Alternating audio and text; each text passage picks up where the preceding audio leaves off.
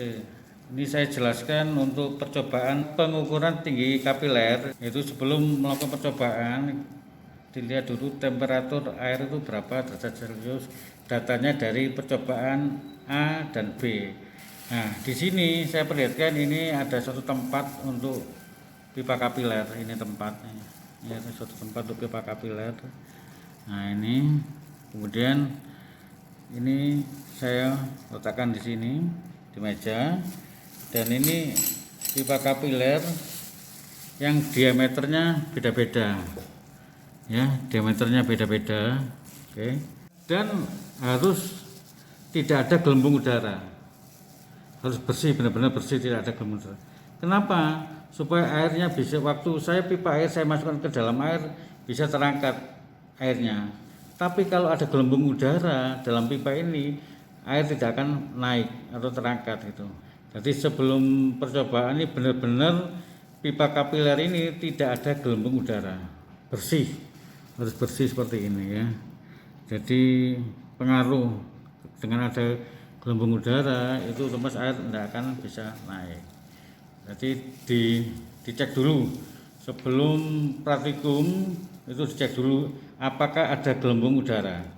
Nah, sesudah tidak ada gelembung udara, tiap pipa kapiler itu dimasukkan dari mulai kecil diameternya sampai ke besar. Ya. Oke. Nah, ini dari diameter yang kecil sampai diameter yang besar.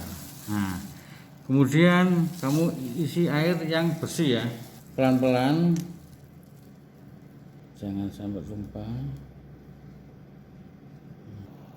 Nah, ini sudah selesai. Ini kamu waktunya kan 3 jam.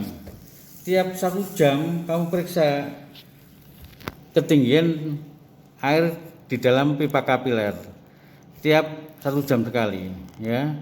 Nah, dia naik, nah, ditunggu sampai 1 jam.